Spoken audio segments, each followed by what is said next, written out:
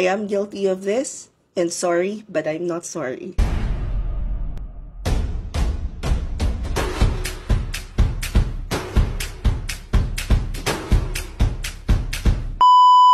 Sabi dito ni Daniel, I'd like to ask your thoughts on free training kasi most VA trainings I know are paid and I'm not sure if I should continue it. When it comes to becoming a freelancer, when it comes to transitioning to virtual assistants, working from home, remote working, becoming a digital nomad, whatever it is that you hear or watch online, the very first thing that you have to check is the credibility of the person that's posting it.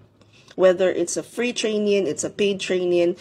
If I will go back to 2008, 2009, when I first heard about virtual assistants, I would say, nandun pa rin yung doubts na, totoo ba namang kikita ka dyan? Or, kikita daw ng mas malaki sa kinikita ko ngayon to think that I'm already an account manager back then. So, feeling ko malaki na yung sahod ko, pero bitin pa din. That's exactly why I explored the potential of working from home. Lahat ng bagay na pwede mong gawin as a freelancer, pwede mong matutunan for free. Maraming websites, Udemy, HubSpot, Coursera, Google Garage. Even the platforms themselves na ginagamit ng mga freelancers, you can check that website and you will find that somewhere within that website, merong free materials for you to learn how to use the platform, the app, the system. However, along the way, you will encounter a lot of challenges. Kapag ikaw mismo ang mag-aaral nun, syempre dadaan ka doon sa trial and error. Doon naman pumapasok yung mga mentors. So kagaya namin, ang sinasabi namin lagi sa mentees namin, what we have is experience, skills, strategies that will help you avoid pa years and years and years of trial and error. So the way that we structured our mentorship program is for you to go straight to learning the strategy until you get to a point na ikaw na mismo marunong ka nang gumawa ng sarili mong strategy. Dito ngayon pumapasok yung sinasabi ko sa inyo na you have to find experienced professionals. So one of the things that I want to make sure to point out in this video is that you have to choose who you watch, because I am seeing a lot of people who are posting about freelancing na mali. Yung strategies mali, nandyan yung fake it till you make it, nandyan yung nagnanakaw ng contents ng iba. So, ang nangyayari, meron silang mga important parts of the process na namimiss because hindi naman talaga nila pinapractice yon. And they're just here for content clout. Whether it's a free or whether it's free learning or paid, you have to make sure that you get guidance from experienced professionals already. Check for credibility.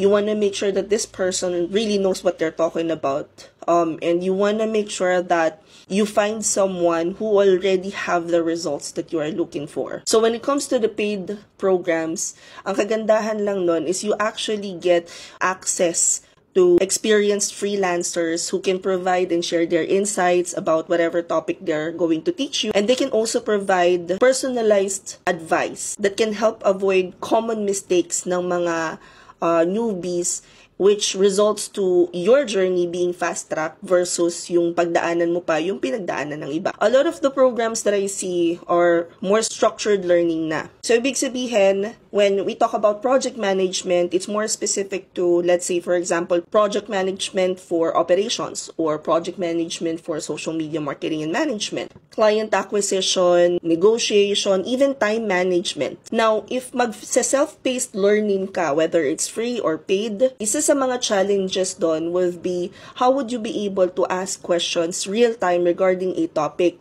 Kasi kapag naka-self-paced yung program, ibig sabihin, it would take time for the mentor to get back at you unless you have direct access pa rin dun sa gumawa ng self-paced program na ginoinan mo. What I think mentorship programs or paid programs provide is yung accelerated learning curve. Ito nga yung sinasabi ko na instead of learning things out through trial and error, mentors help you learn quickly and then be able to tell you more efficiently what works, what doesn't work, which eventually will save you time and effort. Pagpapasok ka sa mga paid training, you're not really paying for the learning itself. You are paying for the mentor's time, expertise, and Sa amin personally, it's more on the tailored career advice para masabi namin sa'yo based on your personality type, your learning style, your learning curve, ano ba yung magandang next action step mo. I hope this provides a little more clarity. If you guys are interested to join our mentorship program, just click the link in my bio and makikita nyo na doon yung mga live mentorship classes.